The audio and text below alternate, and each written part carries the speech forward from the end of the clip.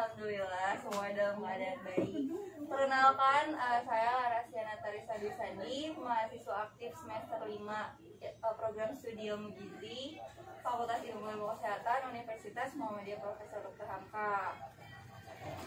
Terima kasih sebelumnya kepada ibu-ibu kalian yang sudah menyempatkan waktunya untuk hadir dalam acara edukasi gizi kali ini yang akan membahas tentang pentingnya pemberian ASI eksklusif bagi bayi kepada calon ibu.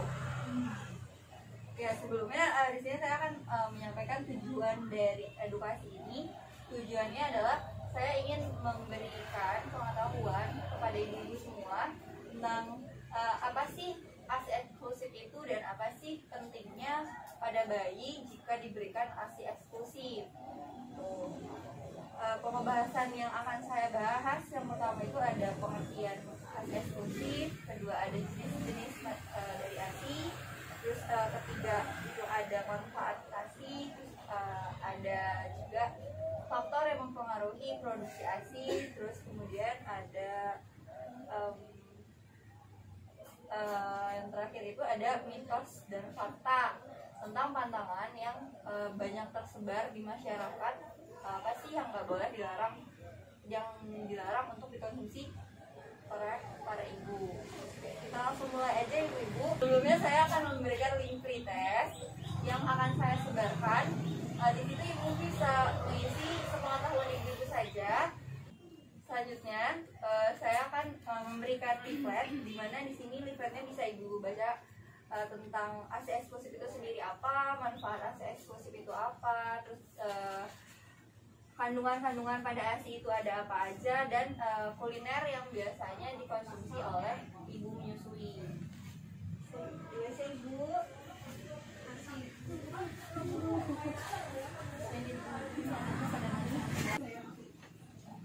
Oke, linknya bisa dibaca ya ibu-ibu. Sebelumnya pokok bahasan pertama saya akan membahas tentang pengertian dari ASI eksklusif itu sendiri. Apa sih yang dimaksud dengan ASI eksklusif? ASI eksklusif adalah pemberian air susu ibu tanpa makanan tambahan lain, tanpa cairan lain, tanpa tambahan susu formula pada usia bayi dari usia 0 sampai 6 bulan.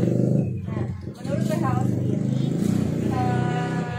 ASI ini itu penting diberikan dan konsumsi bagi bayi yang sangat ideal, karena kandungan dari ASI tersendiri itu sudah melengkapi semuanya untuk kebutuhan bayi pada usia 0 sampai 6 bulan. Kemudian di sini ada jenis-jenis ASI. Itu ada 3 macam jenis ASI. Yang pertama ada kolostrum, yang kedua ada ASI transisi, yang ketiga ada ASI matur. ASI kolostrum sendiri itu cairan yang pertama kali keluar pada saat ibu baru saja melahirkan. Biasanya berwarna itu kuning, kekuning-kuningan biasanya. Nah, biasanya di ASI kolostrum ini itu mengandung protein dan zat antibodi yang tinggi. Kenapa? Karena berfungsi sebagai pemenuhan gizi bayi pertama dan sebagai proteksi diri bayi. Kemudian yang kedua itu ada ASI peralihan atau ASI transisi, dimana biasanya itu keluar setelah ASI kolostrum itu sudah keluar, biasanya itu pada hari ke-8 atau ke-8 sampai hari ke-20 dengan kadar lemak, laktosa dan vitamin larut air yang tinggi, dan dengan protein dan mineral yang lebih rendah dari kolostrum. Kemudian yang ketiga ada ASI matang atau ASI matur. Biasanya cairan ini itu dihasilkan setelah 21 hari setelah melahirkan. Kemudian mengandung sekitar 90% air untuk hidrasi bayi dan 10% karbohidrat, protein, dan lemak untuk perkembangan bayi. Kemudian di sini saya akan membahas tentang kandungan yang ada pada ASI. Yang pertama itu ada karbohidrat. Biasanya karbohidrat yang ada pada ASI itu berupa laktosa. Dalam ASI itu, laktosa itu berfungsi sebagai sumber energi untuk otak bayi. Kadar laktosa dalam ASI itu hampir 2 kali lipat lebih tinggi dibandingkan kadar laktosa pada susu formula. Kemudian kadar karbohidrat dalam kolostrum tidak terlalu tinggi, tetapi jumlah karbohidrat akan meningkat pada masa ASI transisi. Sesudah melewati masa transisi, kadar karbohidrat ASI biasanya kembali relatif rendah. Jadi biasanya kadar karbohidrat tinggi itu ada pada ASI transisi. Kemudian yang kedua itu ada kandungan gizinya protein. Komposisi protein pada ASI ini cukup tinggi dan komposisinya juga berbeda dengan protein yang terdapat dalam susu formula. Protein dalam ASI ini bentuknya itu whey kasein yang dimana lebih mudah diserap oleh usus bayi, dan jumlah protein kasein pada bayi itu sekitar 30% dibandingkan dengan susu sapi atau susu formula. Biasanya protein ini tuh berperan untuk pertumbuhan dan kematangan usus, merangsang pertumbuhan bakteri baik, dan memberikan daya tahan tubuh yang baik pada bayi. Kemudian ada lemak. Lemak sendiri itu kadarnya dalam ASI lebih tinggi dibandingkan kadar lemak pada susu formula atau susu sapi.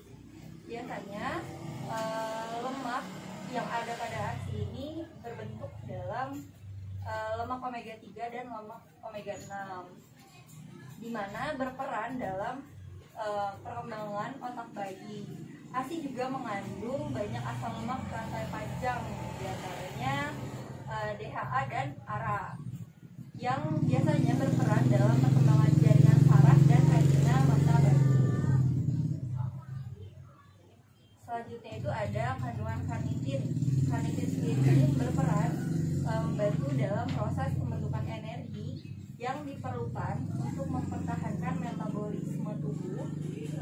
Biasanya ASI ini mengandung kadar karnitin yang tinggi pada 3 minggu pertama bunda menyusui. Terus selanjutnya itu ada kandungan vitamin K. Vitamin K pada ASI itu kadarnya hanya 1/4 dalam kandungan vitamin K di susu formula. Biasanya juga ini sebagai salah satu zat gizi yang berfungsi sebagai faktor pembekuan. Kemudian ada vitamin D. Vitamin D di sini itu biasanya sangat sedikit ya, ada di dalam ASI. Makanya banyak orang tua yang bilang pagi-pagi untuk menjemur bayinya di luar, karena itu juga bisa membantu vitamin D yang kurang mendapatkan dari ASI. Sehingga pemberian ASI eksposur itu lebih maksimal dan demi mencegah bayi menderita penyakit tulang karena kekurangan vitamin D. Kemudian ada juga vitamin E. Biasanya kandungan vitamin E ini pada ASI tinggi, terutama pada ASI kolostrum dan ASI transisi. Vitamin E ini berperan untuk mempertahankan dinding sel darah merah. Kemudian ada vitamin A. Biasanya vitamin A di dalam ASI ini jumlahnya tinggi, dalam bentuk beta karoten di dalam ASI juga tinggi, berperan untuk menjaga kesehatan mata, mendukung pembelahan sel, kekebalan tubuh, dan pertumbuhan bayi. Nah, selanjutnya ini ada vitamin larut air. Biasanya vitamin larut air yang ada dalam ASI ini seperti vitamin B, vitamin B1, vitamin B2, vitamin B6, vitamin B12, dan asam folat. Gitu. Kemudian ada juga mineral yang terkandung dalam ASI. Biasanya ini dia kadarnya lebih rendah gitu ya, dibandingkan dengan pada susu formula atau susu sapi, tapi kualitasnya jauh lebih baik dibandingkan dengan susu formula. Nah, biasanya ini berperan dia sebagai pertumbuhan bayi sangat cepat, pertumbuhan otak bayi. Nah, selanjutnya saya akan membahas tentang manfaat-manfaat ASI. Manfaat ASI itu yang pertama, bayi bisa menjadi lebih cerdas, terus bisa mengurangi terkenanya infeksi, terus juga bisa mengurangi terkenanya sindrom kematian mendadak, terus juga bisa bisa untuk mempererat tali kasih antara ibu dan bayi. Dan biasanya manfaat untuk ibu sendiri itu dan keluarga lebih mengurangi ekonominya, karena ASI sendiri itu diproduksi langsung dan tidak perlu mengeluarkan biaya yang mahal.